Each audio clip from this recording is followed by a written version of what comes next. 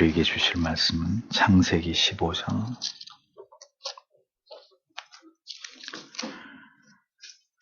1절에서 7절까지의 말씀입니다. 창세기 15장 1절에서 7절 다 같이 함께 읽겠습니다. 이후에 여호와의 말씀이 이상 중에 아브라함에게 임하여 가라사대 아브라함아 두려워 말라. 나는 너의 방패요 너의 지극히 큰 상급이니라. 아브라함이 가로되 주 여호와여 무엇을 내게 주시려나이까. 나는 무자하오니 나의 상속자는 이 다메섹 엘리에셀이니이다. 아브라함이 또 가로되 주께서 내게 씨를 아니 주셨으니 내 집에서 길리온 자가 나의 후사가 될 것이니이다. 여호와의 말씀이 그에게 임하여 가라사대 그 사람은 너의 후사가 아니라 내 몸에서 날 자가 내 후사가 되리라 하시고 그를 이끌고 밖으로 나가 가라사대 하늘을 우러러 뭇 별을 셀 수 있나 보라. 또 그에게 이르시되 네 자손이 이와 같으리라. 아브라함이 여호와를 믿으니 여호와께서 그의 의로 여기시고 또 그에게 이르시되 나는 이 땅을 내게 주어 업을 삼게 하려고 너를 갈대아 우르에서 이끌어낸 여호와로라. 아멘.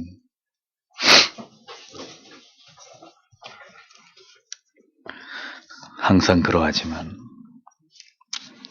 하나님이 이 하나님의 말씀을 통해서 우리의 영혼을 감화하시고 감동해 주시고 우리 영혼에 필요한 은혜를 공급해 주시지 않으면 우리의 영혼은 고사될 수밖에 없습니다. 생명을 수혈받는 이 시간, 하늘로부터 영생하는 생수를 공급받는 이 시간에 부디 성령께서 하나님의 말씀을 전하는 목사와 이 말씀을 듣는 여러분의 심령 가운데 성령께서 역사해 주셔서 우리가 하나님의 말씀으로 이 말씀을 받을 수 있도록 이 시대를 향하신 하나님의 뜻으로 우리가 하나님의 말씀을 우리의 신비에 새길 수 있도록 성령 하나님께서 우리 모두를 붙들어 주시기를 다시 한번 기도하겠습니다. 아버지 하나님, 두렵고 떨리는 마음으로 오늘도 하나님의 말씀 앞에 섭니다. 아버지 하나님, 부디 오늘도 죄인들의 가슴 속에 쉬 지워지지 않는 생명의 말씀을 각인시켜 주시고 이 말씀 안에서 우리의 답을 찾는 귀한 시간이 되게 하옵소서. 하나님의 뜻이 과연 어디에 있는지 하나님 그것을 우리가 밝게 알게 하셔서 모든 표류하고 방황하는 삶의 종지부를 짓고 요동치 않는 확신 속에서 믿음의 바른 길을 걸어가는 그것을 각오하고 결심하는 귀한 시간 되도록 하나님 도와주옵소서. 인간의 모든 추하고 더러운 것들을 다 감추시고 이 시간에 가장 거룩하고 경건하며 그리고 참되고 진실된 진리의 빛이 우리의 가슴 속에 비추어지도록 하나님 역사하여 주옵소서. 하나님의 말씀을 들을 수 있음이 축복이라는 것을 기억하고 오늘도 그 말씀을 우리의 영혼에 잘 담도록 성령께서 도와주시옵소서. 예수님 이름으로 기도합니다. 아멘.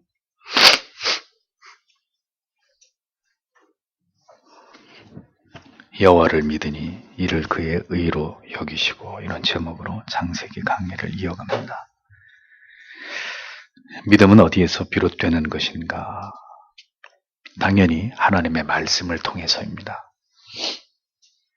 그 말씀을 통해서 주시는 선명한 은혜를 우리가 깊이 깨닫고 하나님을 인격적으로 삶 속에서 깊이 경험해 나아갈 때 우리의 연약하던 믿음은 견고한 확신에 이를 수 있게 되는 것입니다. 하나님이 누구이신지에 대한 지식의 범위와 인식의 영역은 신앙의 연수가 더해갈수록 신자 안에서 더 깊어지고 그리고 더 확대되어져 가야만 합니다. 하나님에 관한 지식과 인식의 깊이는 하나님과의 인격적인 교제와 교통으로 이어질 때 더욱 구체화되고 실제화되어서 우리의 신앙에 깊이 각인되기 마련입니다. 이러한 신앙의 실제적이고 그리고 복합적인 성숙과 변화가 일어나지 않을 때 신앙은 점점 실증과 권태로 고착화되고 결국 영혼은 방황하고 표류하게 되는 문제가 발생하게 되는 것입니다. 가기는 가는데 목적 없이 방향을 잃고 진행하는 것을 우리는 방황이라고 합니다. 방황하는 신앙생활에서 절대로 벗어날 수 없게 되는 것입니다. 많은 신자들이 방황하면서 신앙의 길을 걷고 있습니다. 그것은 그의 삶을 송두리째 바꾸어 놓을 만한 선명한 지식으로든 아니면 지울 수 없는 인격적인 생생한 경험으로든 하나님을 체험하지 못했기 때문입니다. 하나님을 경험하는 것, 이 말에는 많은 오해의 소지가 있지만 성경의 가르침에 입각해서 하나님을 올바른 진리 안에서 그리고 경건한 삶의 현장에서 올바로 체험해 나아가지 못하게 될 때 신앙은 결코 앞을 향해 나아가지 못하고 구덩이에 빠진 채로 공회전하는 바퀴처럼 제자리를 맴돌게 될 뿐인 그런 상태에 이를 수밖에 없는 것입니다.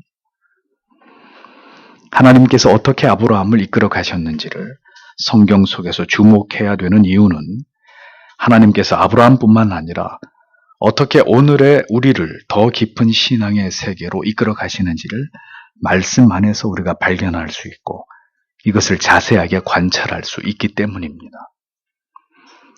전쟁에서 승리하고 돌아온 아브라함에게 축복을 베풀어 주었던 멜기세덱이 하나님을 천지의 주제이시오 지극히 높으신 하나님으로 묘사하고 부른 것은 아브라함에게 있어서 매우 의미심장한 내용이 아닐 수 없었습니다.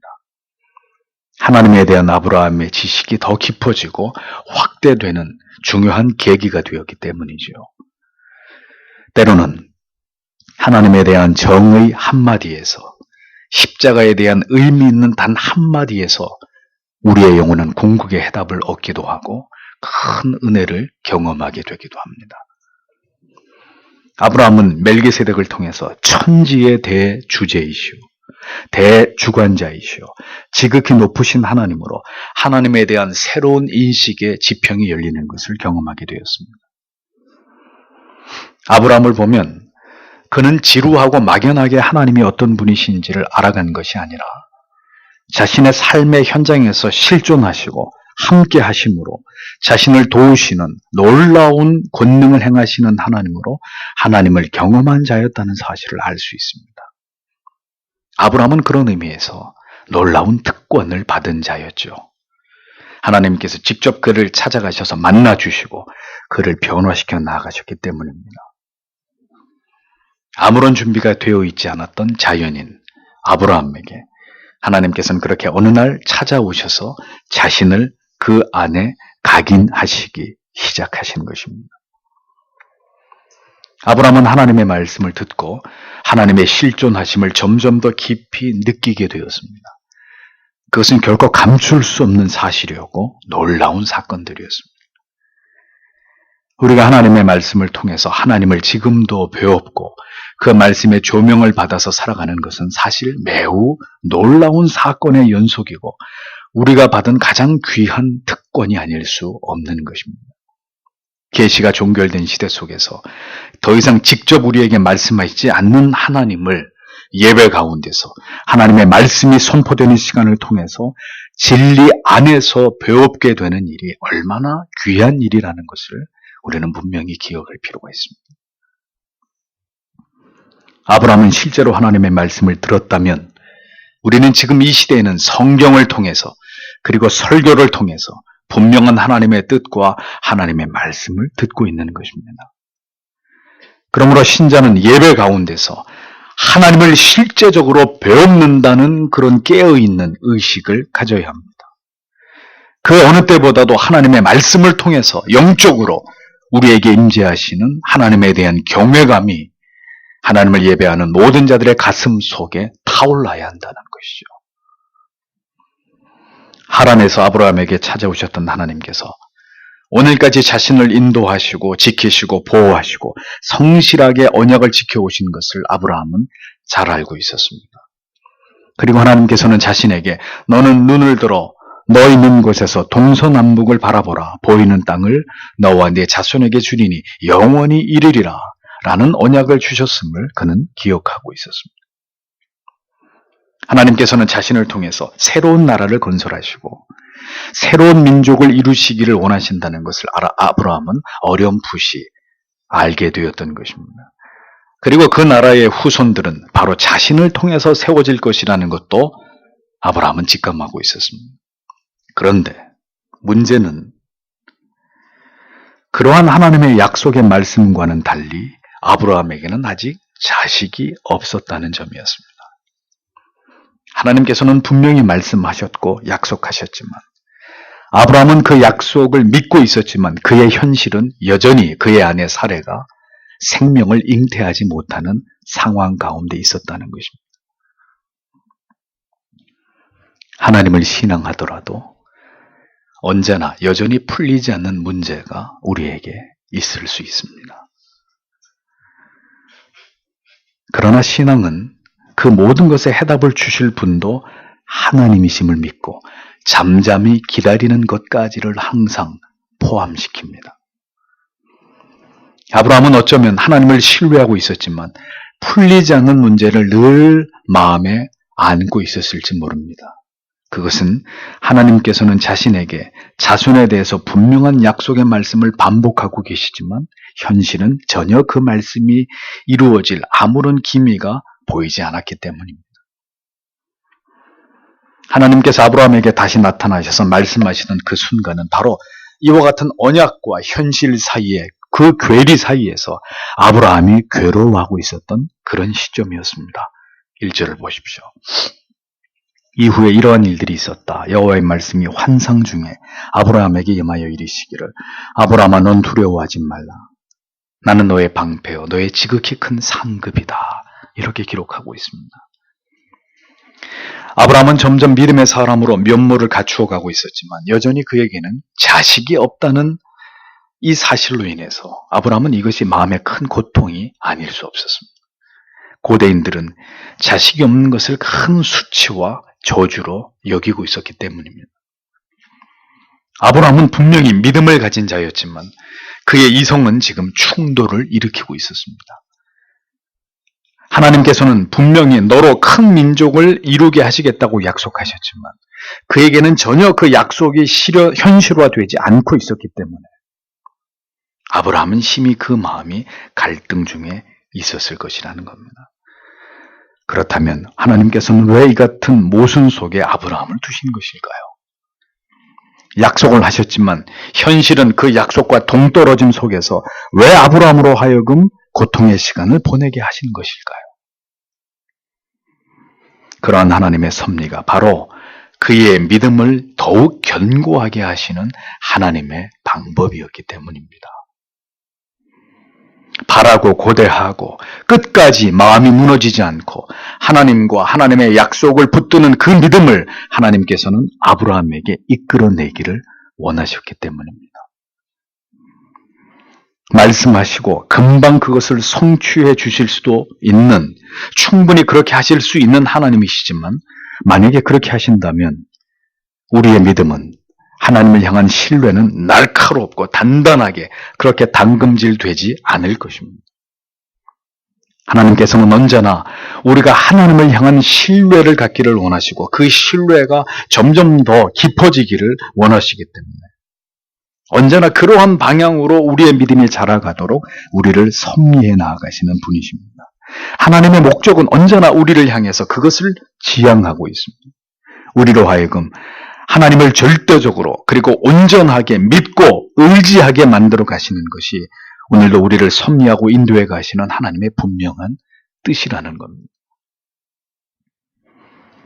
우리는 이에 대해서 매우 감사하지 않을 수 없습니다. 사실은 우리가 하나님에 대해서 믿음과 흔들리지 않는 확신을 갖게 되는 것을 우리 자신보다도 하나님께서 더 원하시기 때문입니다. 하나님께서는 결코 우리가 하나님의 약속에 대해서 전혀 그것을 의심하지 않고 확신 가운데 거하는 것을 기뻐하십니다. 그러므로 하나님께서는 우리에게 믿음을 불어넣어 주시고 그것을 강화시키는 일에 대해서 언제나 지대한 관심을 가지시고 그렇게 우리의 삶을, 생애를 섭리해 나아가시는 그런 분이라는 것을 우리는 잊지 말아야 되는 것입니다. 그러하기에 하나님께서는 하나님의 자녀들이 믿음이 흔들리고 의심과 회의에 사로잡히는 것을 가장 안타까워하시는 분이십니다. 사도 바울은 디모데에게 그래서 그러나 너는 배우고 확신한 일에 거하라 라고 명령하고 있는 것을 볼 수 있습니다. 야고보 사도는 의심하지 말라. 의심하는 자는 바람에 밀려 요동하는 바다 물결 같으니 이런 사람은 무엇이든지 주께 얻기를 생각지 말라라고 강하게 권고하고 있는 말씀을 우리는 성경 속에서 확인할 수 있습니다. 하나님께서는 아브라함의 마음이 흔들리고 있다는 것을 아셨습니다. 우리의 마음이 왜 흔들릴까요? 자꾸 우리 자신을 바라보기 때문입니다. 이것은 고질적인 죄인들 안에 있는 연약함입니다. 하나님을 바라보고 하나님의 약속을 견고하게 의지해야 되지만 연약한 인간은 하나님을 지속적으로 응시할 수 있는 능력이 없습니다. 또다시 시간이 흘러감에 따라서 자신의 처지, 자신의 상황을 주목할 수밖에 없는 그것이 인간의 한계란 말입니다. 아브라함은 약속의 말씀과는 너무나 동떨어져 있는 자신을 또다시 주목하고 있었습니다. 하나님은 너로 하여금 자손을 번성케 하고 하나님의 나라를 상속케 하시겠다고 했지만 여전히 무자한 자기의 현실, 아무것도 바뀌어지지 않고 있는 자기의 상황을 주목하고 있었다는 겁니다. 하나님께서는 그런 아브라함을 보시고 이상 가운데, 환상 가운데 나타나셔서 아브라함에게 두려워하지 말라고 말씀하고 있습니다.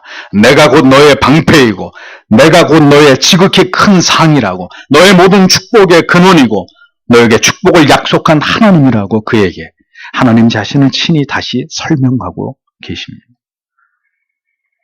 그렇게 다시 아브라함의 시선을 하나님께로 고정하도록 하나님이 그를 돕고 계시는 것을 성경은 말씀하고 있습니다. 이것이 바로 하나님의 우리를 붙드시는 은혜라는 것입니다. 우리에게 믿음을 불어넣으시는 하나님의 방법이라는 거죠. 내 자신을 보고 지금의 나의 상황을 보면 한숨이 나오고 절망감이 엄습합니다. 한참이나 내 인생이 뒤처진 느낌이 들고 인생을 헛살았다는 자괴감이 들 수도 있습니다. 어떤 이유에서든 우리는 우울해질 수 있고 우리의 마음이 무너질 때가 있습니다. 죄인이기 때문입니다. 마귀는 언제나 우리의 이러한 우울하고 절망적이고 죄책감에 사로잡히는 그 감정을 이용합니다. 우리가 철저하게 혼자라고 여기게 만들고 하나님과 단절되어 있다고 생각하게 만듭니다. 그럴 때 우리는 두려워지고 외로워지기 때문입니다. 그럴 때 우리는 의심이 들고 회의가 몰려오게 되기 때문입니다. 하나님께서는 아브라함에게 찾아오셔서 다시 그의 마음을 환기시키시고 그의 시선을 자기 자신이 아니라 자기의 처지가 아니라 다시 하나님을 향하도록 만드셨습니다. 내가 누구냐? 나는 너의 방패다. 너에게 모든 것을 주겠다고 약속한 여호와다. 그 모든 언약을 내게 이루어줄 복의 근원이 바로 네 앞에 있는 나 여호와 하나님이다. 라고 하나님은 아브라함에게 말씀하고 계셨습니다. 하나님께서는 아브라함에게도 그리고 이 소망이 사라져가고 있는 어두운 시대를 살아가는 우리들에게도 그리고 믿음이 꺼져가는 불씨처럼 미약해져가는 자들에게도 찾아오셔서 오늘도 말씀하시는 분이라는 것을 잊지 마십시오. 고개를 들어라. 누구를 바라보고 있고 무엇을 생각하고 있는 것이냐? 내가 너의 방패다. 내가 너의 상급이다. 아브라함아, 누구야? 하나님은 오늘도 이렇게 우리의 영혼 가운데 찾아오셔서 속삭이시는 아버지이십니다. 오늘도 하나님께서는 그렇게 우리의 떨구어진 고개를 들게 하시는 인자하고 자상하신 아버지시라는 것을 우리는 기억해야 합니다. 소망이 없을수록 세상에서 소망을 찾지 말고 오직 하나님 안에서, 진리 안에서 참된 소망을 찾는 여러분들이 되셔야 합니다. 아브라함은 이렇게 자신에게 찾아오시면서 용기를 주시는 하나님께 자기의 마음을 열어 보이고 있습니다. 2절에서 3절을 보면. 그리고 아브라함이 말했다. 나의 주 여호와여, 무엇을 당신이 나에게 주실 겁니까? 그리고 나는 여전히 자식이 없습니다. 따라서 내 집에 상속을 받을 아들은 다메섹의 엘리에셀입니다. 그리고 아브라함이 말하였다. 보소서, 나에게 당신은 자식을 주지 않았습니다. 또 보소서, 내 집에서 태어난 종이 나의 상속자가 될 것입니다. 라고 적고 있습니다. 아브라함의 마음이 무너져 내리고 있음을 볼 수 있는 대목이죠.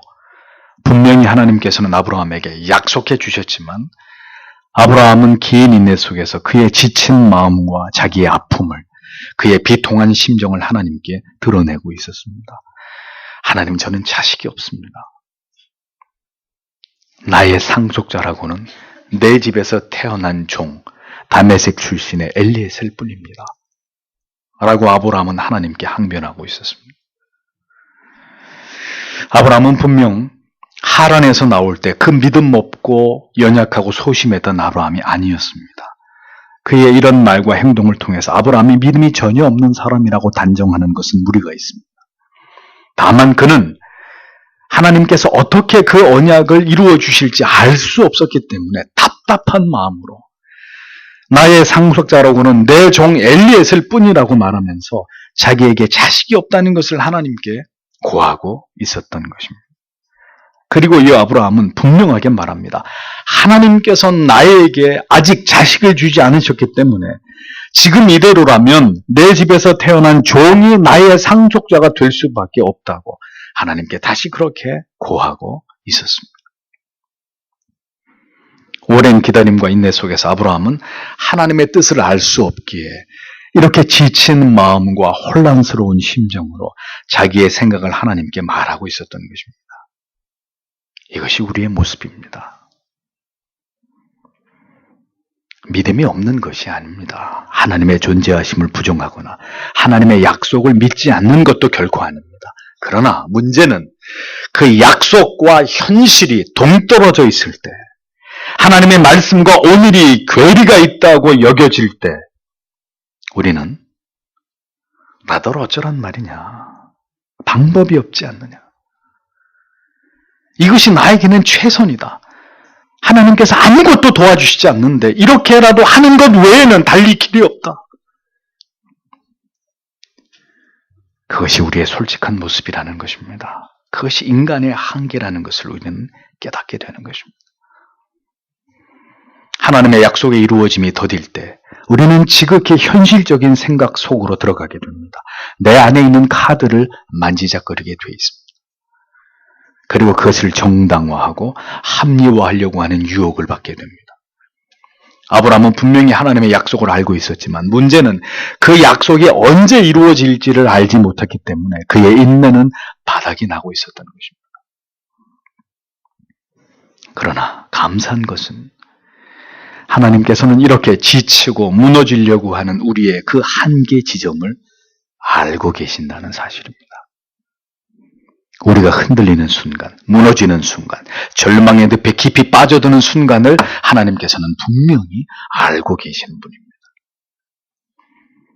하나님의 크신 섭리 속에서 그 직전에 건져내실 때도 있고 아니면 바닥에 이르기까지 그대로 내버려 두시는 때도 있습니다. 그러나 중요한 것은 하나님은 결코 우리를 버리시지 않으시는 분이시라는 점입니다. 우리가 가장 지치고 힘겨워하고 연약해진 바로 그 시점에서 우리에게 하나님의 강한 손을 내어미시고 돼지가 먹는 쥐염 열매를 먹어야 되는 그런 가장 비참한 바닥에까지 추락한 상태에서 다시 그 마음을 돌이키게 하시는 분이 바로 하나님 아버지시라는 겁니다.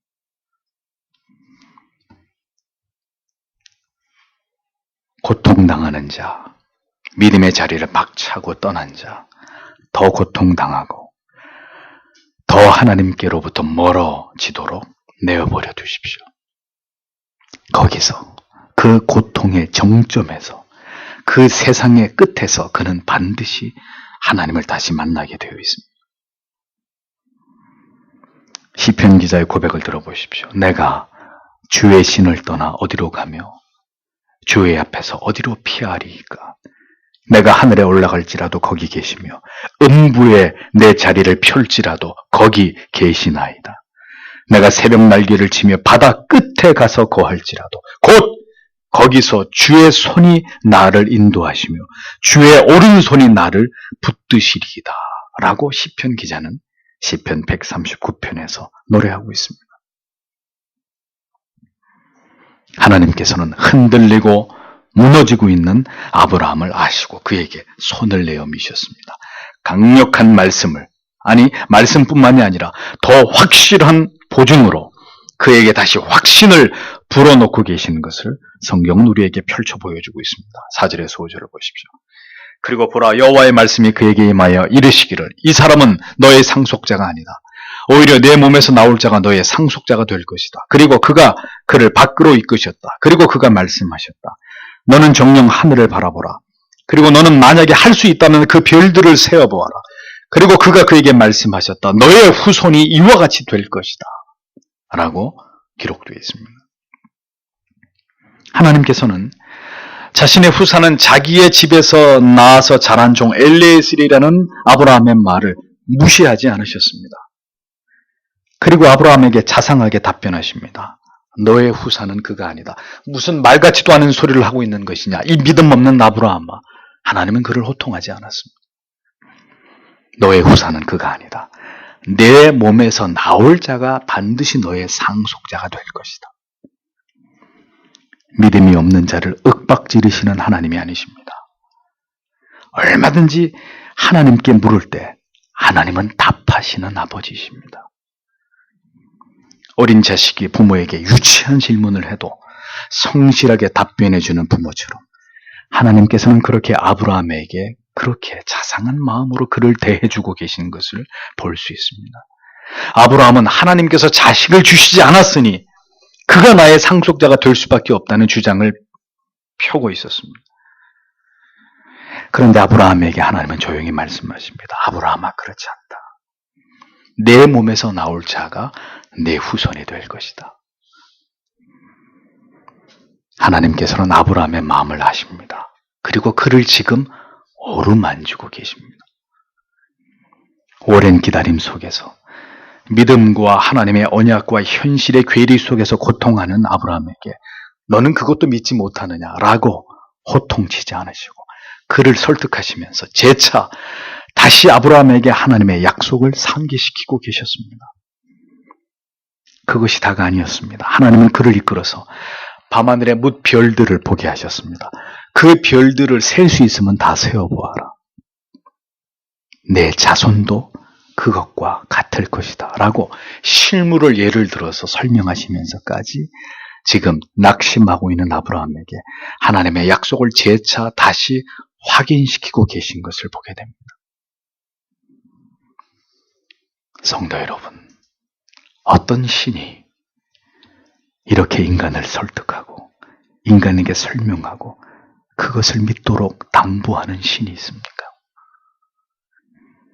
하나님께서 우리를 사랑하시지 않으신다면 아들을 이 세상에 사람의 모습으로 보내셔서 그를 믿는 자에게 구원을 주시고자 하시는 이 과도한 낭비처럼 보이는 무한한 자비와 긍휼을 베푸실 까닭이 무엇이겠습니까? 어떤 신이 인간에 대해서 이토록 관대하고 자비와 긍휼을 베풀어 주신다는 말입니까? 구약의 하나님은 지엄하시고 두려운 하나님이시라고 여겨지십니까? 공의만 있고 결코 사랑과 자비와 긍휼은 찾아보기 어려운 그런 하나님이라고 여기십니까? 하나님에 대한 우리의 오해와 무지가 얼마나 깊은지를 우리는 인정해야 합니다. 하나님은 결코 그런 분이 아니십니다. 아브라함에게 다가오셔서 그의 지치고 고난 영혼을 어루만지시는 하나님의 손길을 보십시오. 그분은 오늘도 여러분이 지금 얼마나 지쳐 있는지를 아시는 분이십니다. 얼마나 마음이 무너지고 있고 흔들리고 있고 뒤로 물러나고 있는지를, 얼마나 지금 혼란스럽고 그 마음이 지쳐서 낙심에 빠져 있는지를 알고 계시는 아버지이십니다. 거듭 폐역과 강팍함으로 하나님을 대적하는 자들에 대해서는 그들이 돌이키지 않을 때 결국 오랜 인내 가운데서 칼을 뽑으시는 분이시지만 이토록 오래 참아 기다리면서 하나님의 약속이 이루어지기를 인내하다가 그 영혼이 지쳐있는 하나님의 사랑스러운 자녀들에 대해서는 친히 다가오셔서 용기를 주시고 위로하시고 어루만지시는 아버지가 되신다는 것을 우리는 절대로 잊지 말아야 되는 것입니다. 그런데 문제는 우리에게도 아브라함 같은 이런 하나님의 약속의 말씀을 믿고 기다리는 인내가 있는가 하는 점입니다. 그렇게 하나님의 약속을 믿고 아브라함처럼 긴 기다림 속에서 인내하는 시간이 우리에게도 있는지를 돌아보아야 합니다. 여러분들이 진정코 그 긴 시간 동안 그렇게 하나님을 바라보며 인내하셨다면 아브라함에게 찾아오신 하나님께서 반드시 당신에게도 찾아오실 것이라는 사실을 의심치 마십시오. 아브라함은 이 같은 하나님의 사랑과 인자가 넘치는 설득에 마음이 움직이고 있었습니다. 아브라함은 하나님께 감동되고 있었습니다. 하나님이 이같이 아브라함에게 용기를 주시고 위로하시면서 하나님의 언약은 결코 틀림없이 이루어질 것에 대한 확신을 불어넣자 아브라함은 즉시 흔들리던 마음을 물리고 믿음으로 그것에 화답했습니다. 그러자 하나님께서 이것을 의로 여기셨다고 말씀하고 있습니다. 6절에서 실체로 보십시오. 그때 그가 여호와를 믿었다. 그러므로 그가 그것을 그의 의로 여기셨다. 그리고 그가 그에게 말씀하셨다. 나는 너에게 이 땅을 주어 소유하도록 하기 위하여 갈대아 우르로부터 너를 인도한 여호와이다 라고 기록하고 있습니다. 하나님이 무엇을 의로 여기셨다는 것입니까? 아직 하나님의 말씀이 이루어지지 않았지만 이제 아브라함의 마음으로 분명하게 하나님께서 주신 언약을 확신하자 하나님이 그것을 의로 여기셨다는 것입니다. 의는 언제나 하나님을 향한 견고한 신뢰가 바탕이 될 때 그렇게 인정되는 가치입니다. 즉 믿음이 없이는 절대로 의롭다 여김을 받을 수 없는 것이라는 거죠. 로마서 5장 1절은 그러므로 우리가 믿음으로 의롭다 하심을 얻은즉 우리 주 예수 그리스도로 말미암아 하나님으로 더불어 화평을 누리자라고 기록되어 있습니다. 하나님과 화목한 관계를 형성하는 것은 바로 믿음입니다. 그 믿음으로 말미암아 의가 하나님과 화평을 가능케 하는 열쇠가 되는 것이죠. 하나님을 견고하게 신뢰하는 자가 아니라면 그는 불의한 자가 되는 것입니다. 하나님을 의지하지 않는 자들이 바로 불의한 자들이고 하나님과 모든 관계가 단절되어 있는 자들이라는 것입니다. 아브라함이 하나님께 의롭다 여김을 받게 된 것은 하나님께서 이렇게 아브라함을 설득하시면서 그에게 믿음을 요구하실 때 아브라함은 이제 그 하나님의 모든 말씀을 깊이 수용하고 믿고 그것을 붙들었기 때문입니다. 하나님께서 오늘도 우리를 의롭다 여기시는 것은 우리의 의로운 삶 때문이 절대로 아닙니다. 아들을 통해서 너희를 구원하겠다고 하시는 하나님의 말씀을, 그 복음을 우리가 깊이 마음에 받아들이고 그것에 대해서 믿음으로 반응했기 때문입니다. 값없이 주시는 믿음을 우리가 받은 그것이 하나님께서 의롭게 여기신 근거가 되는 것이라는 거죠. 하나님께서는 아브라함의 바로 그 믿음을 의롭게 여기셨습니다. 조금 전까지 그는 낙심했고 절망했고 그의 마음이 뒤로 물러가 있었습니다. 그러나 하나님께서는 아브라함에게 다시금 약속의 말씀을 상기시키고 반드시 내 몸에서 나온 자손이 후사가 되고 그 후사는 하늘의 별처럼 셀 수 없이 많게 될 것이라고 약속해 주셨습니다. 믿음은 그 하나님의 언약을 굳게 의지하는 것입니다. 지금 이루어지지 않았지만 그 말씀이 이루어질 것임을 믿는 그것입니다. 오늘도 우리가 모든 절망 속에서 나를 바라보지 않고 하나님을 바라보고 하나님께서 행하심을 마음으로 믿을 때 그것이 하나님이 우리 안에서 인정하시는 의의가 된다는 것을 잊어서는 안 됩니다. 그러므로 신자는 결코 어떤 경우에도 의심하거나 회의하거나 낙심하는 자가 아닙니다. 언제나 우리 자신은 연약하고 우리의 상황은 여전히 하나님의 약속과 동떨어져 있더라도 하나님을 굳게 신뢰하는 자라야 그가 진정한 하나님의 사람인 것입니다. 우리가 그리스도로 말미암아 결코 멸망당하지 않고 영생을 얻게 될 것임을 믿는 것, 그것이 바로 하나님께 의가 되는 것이고 그로 인해 우리는 의인이라고 칭함을 얻게 되는 것입니다. 그 믿음은 고난을 이기고 불의와 죄를 미워하고 열심을 품고 주를 섬기는 깨끗한 양심입니다. 그 믿음은 결코 복음을 오해하고 부도덕하고 비윤리적이고 게으르고 교만하고 죄의 낙을 즐기는 그런 자신을 합리화하지 않는 것입니다. 그것이 바로 하나님께서 의로 여기시는 그 믿음이고 하나님이 인정하시는 신자라는 것입니다. 아브라함으로 하여금 별처럼 많은 의의 후손들을 얻게 하실 것이라는 약속과 함께 하나님께서는 그에게 하나님께서 주신 언약의 땅에 대한 약속을 다시 확인시키십니다. 아브라함과 그 후손들에게 이 땅을 상속하기 위해서 갈대아 우리에서 여기까지 인도해낸 그분이 바로 하나님 자신이라고 하나님은 아브라함에게 말씀하셨습니다. 하나님께서는 그렇게 아브라함에게 분명한 계획을 가지고 계신다는 것을 밝히신 것입니다.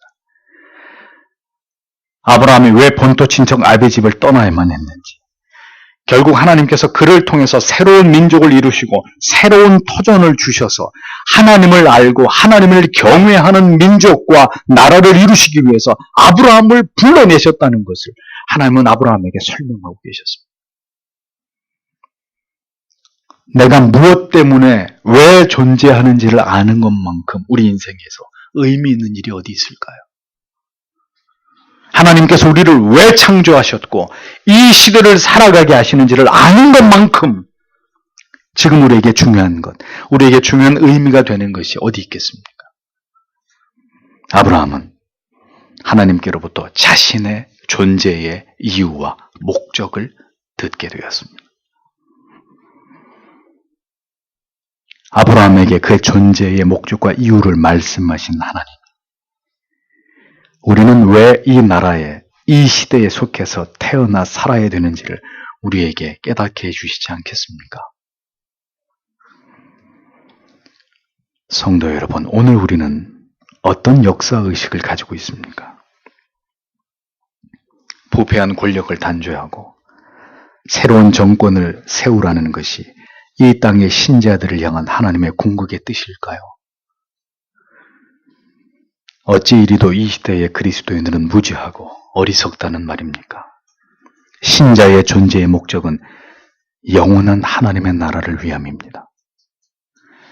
진리를 아는 경건한 삶을 통해서 세상의 빛과 소금이 되라고 하셨지, 부패한 세상을 뒤엎으라고 주께서 우리에게 가르치지 않으셨습니다. 하나님께서 왜 우리를 이 시대 속에서 이러한 절망의 고통 속으로 몰아넣으신 것일까요? 하나님께서 이 시대를 살아가고 있는 모든 교회와 그리스도인들에게 주신 그 지상 명령이 지금 정부를 갈아엎으라는 것입니까? 왜 이 시대의 교회와 성도들은 도무지 상황이 이렇게 절망적인데도 돌이켜 하나님 앞에 회개할 줄 모른단 말입니까? 이것이 분노로 봉기할 일이 아니라 이 땅의 모든 교회와 성직자들과 성도들이 하나님 앞에 문노와 회개해야 될 일이라는 것을 어찌 그리도 아는 자가 없다는 말입니까? 대통령에게 죄가 없다는 말이 아닙니다. 이 무능한 정부에 잘못이 없다는 뜻이 결코 아닙니다. 그러나 세상을 바꾸자는 것은 인간의 논리이지 이 모든 상황을 우리에게 이끌어오신 하나님의 주념하신 뜻을 올바로 헤아리는 것은 아니라는 것입니다. 아브라함에게는 사명이 있었습니다. 하나님께서 그를 통해서 하나님의 계획과 뜻을 이루시고자 아브라함을 부르셨고 그를 다듬어가고 계셨습니다. 하나님의 뜻은 신자들을 통해서 올바른 지도자를 세우고 올바른 정부를 구성하고 올바른 나라를 세우는 것이 아닙니다. 그렇다면 얼마든지 하나님께서 그렇게 하실 수 있는 일입니다. 그러면 모든 악한 나라들을 다 소멸시켜버리고 하나님께서 인정하시는 선하고 의로운 나라들만 이 지구상에 남겨놓으시면 되는 일입니다. 하나님의 뜻은 이 세상을 바꾸는 것이 아닙니다. 정치적으로 제 말을 오해하지 마시고 하나님의 말씀으로 들으십시오. 목사는 어떤 정치적인 관점이나 우파나 좌파에 치우친 그런 개념으로 이 말씀을 드리고 있는 것이 결코 아닙니다. 신자는 어떤 관점을 가지고 이 시대적 사명을 바라보고 생각해야 되느냐의 문제를 짚고 있는 것입니다.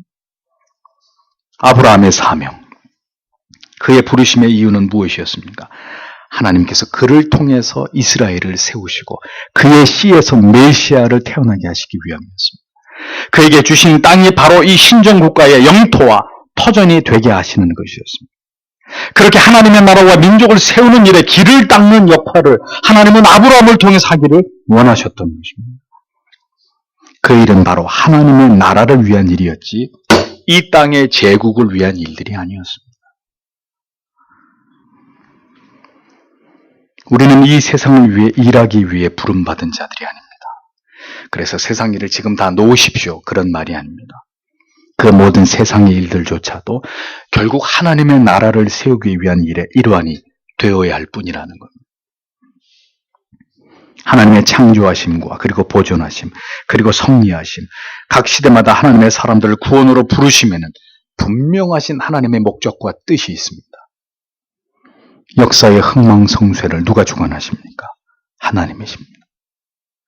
하나님이 망하게 하시는데 어찌 흥할 수 있고 하나님이 흥하게 하신다면 누가 망하게 할 수 있겠습니까? 그럼에도 이러한 어처구니 없는 사태가 벌어지게 된 것은 과연 사람들만의 문제일까요? 하나님께서 그 모든 추악한 죄악들의 일어남을 허용하시는 것이기 때문입니다. 어리석고 우매한 지도자를 세워서 그 나라와 민족을 심판하시는 것도 오늘 예배 가운데 읽어드렸던 이사야 3장의 말씀처럼 그렇게 그 나라와 민족을 심판하시는 것도 하나님께서 행하시는 일들임을 성경은 분명하게 우리에게 증언하고 있지 않습니까? 그런 이 시대의 신자의 역할은 무능한 왕을 끌어내리는 일이었습니까?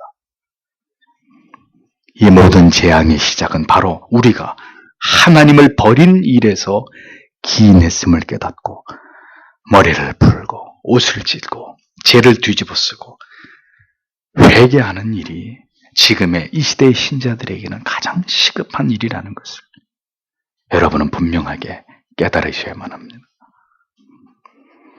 한국교회가 이토록 상황을 직시하지 못하고 죄를 회개하는 움직임이 없는 것은 자신들이 결코 죄인이라고 생각하지 않기 때문입니다. 이 민족이 당면한 이 위기가 모두 교회와 신자와는 아무런 상관이 없는 일이라고 굳게 믿고 있기 때문입니다. 다른 사람의 비리와 타락을 정죄하기 전에 바로 우리가 그렇게 타락하고 기회주의적이고 불의한 죄인의 삶을 살아온 그리스도인들이었다는 사실에 대해서 아무런 자각이 없기 때문입니다.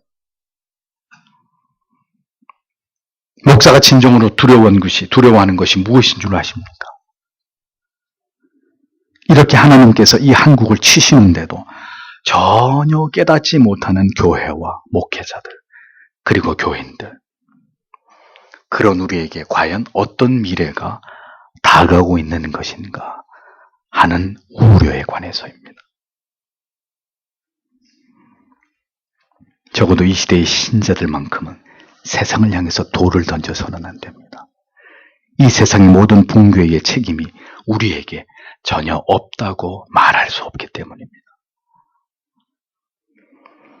모든 시대 속에서 하나님은 하나님께 속한 자들을 부르십니다. 그리고 그들에게 시대의 빛과 소금의 사명을 부여하십니다. 그들은 하나님께서 맡기신 그 사명을 감당하다가 다시 역사 속으로 조용히 소멸되어져 갔던 존재들이었습니다. 그 모든 사명을 감당하게 하시는 유일한 원동력은 그들 안에 불어넣으신 세상이 감당하지 못하는 믿음이었습니다. 목에 칼이 겨누어져도 산채로 불구덩이에 던져져도 하나님을 부인할 수 없는 그 믿음. 하나님께서는 그 믿음 때문에 그들 모두를 의롭다고 여기시고 그들을 통해서 역사 속에서 하나님께서 행하고자 하시는 일들을, 계획들을 모두 다 성취해 오셨습니다. 그것이 신자가 존재하는 목적이고 이유이고 사명인 것입니다. 어떤 시대는 그 사명을 감당하다가 오직 한 번뿐인 목숨을 초계와 같이 버려야 했던 때가 있었습니다. 하나님께서 짧고 굵게 이 세상에서 그렇게 사용하시고 다시 하나님께로 부르시는 자들, 그들이 한 시대 속에서 신자들이었습니다. 하나님께서는 죄악된 세상에 죄악으로 굴러가는 것에 대해서 개의치 않으십니다. 하나님의 관심은 오직 구속사입니다.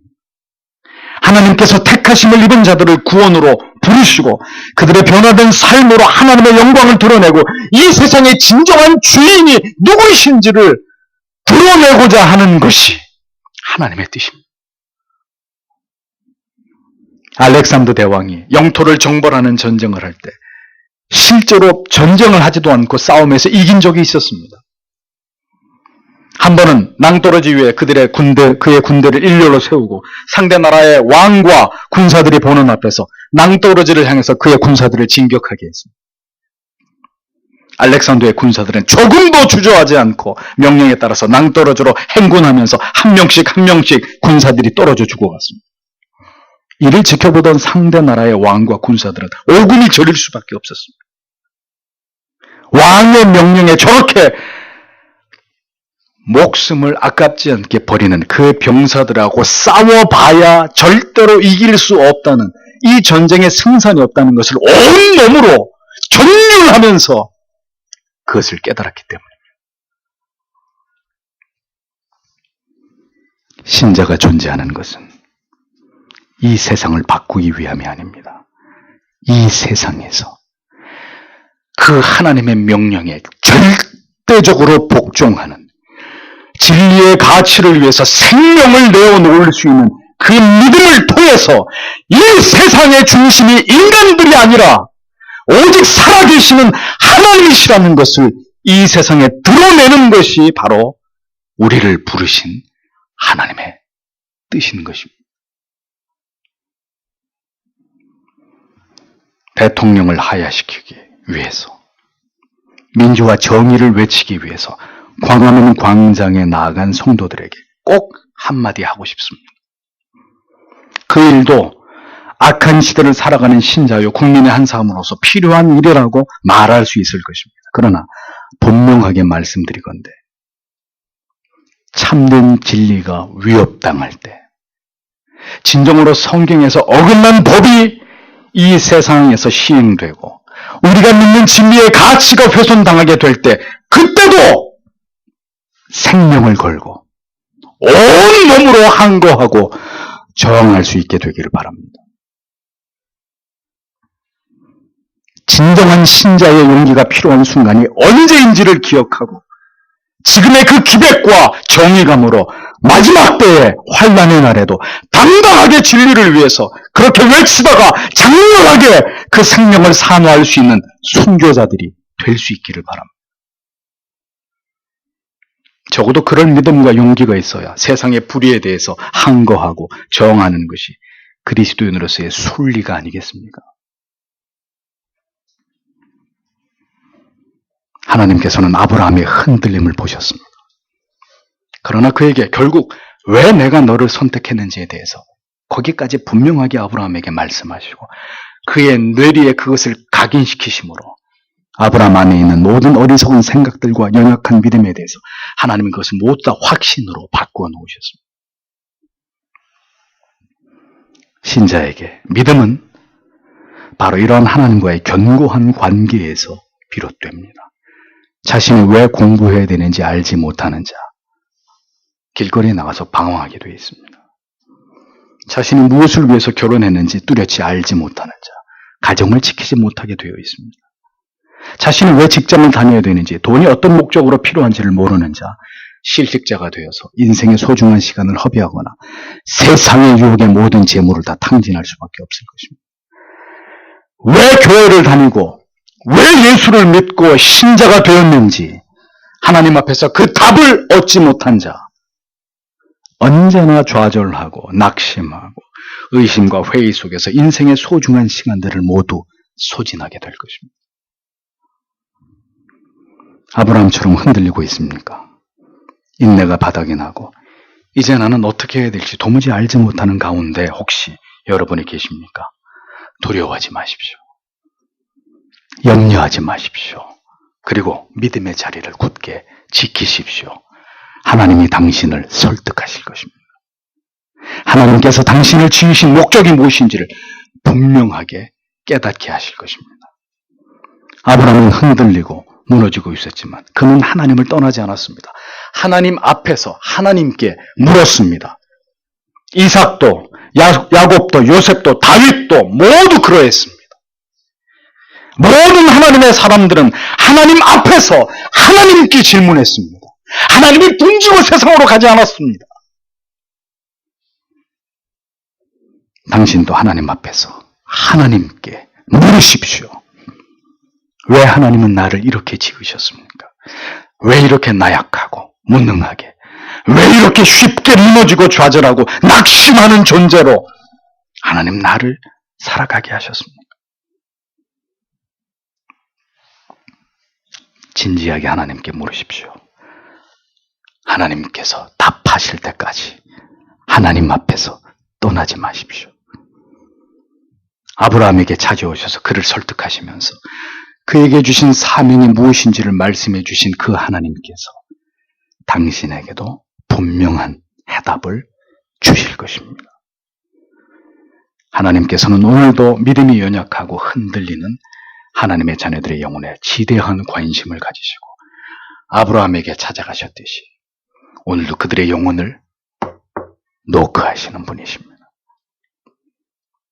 여러분들의 영혼에 똑똑 소리가 들리거든 얼른 문을 열어드리고 그 하나님과 변론하십시오. 말씀의 창문을 활짝 열어놓고 나를 이 세상에 있게 하신 이유를 진지하게 그 속에서 발견해 나아가십시오. 두드리는 자에게 반드시 열어주시고 찾는 자에게 그것을 얻게 하시는 하나님이심을 결코 잊지 않는 여러분이 되시기를 바랍니다. 기도하겠습니다.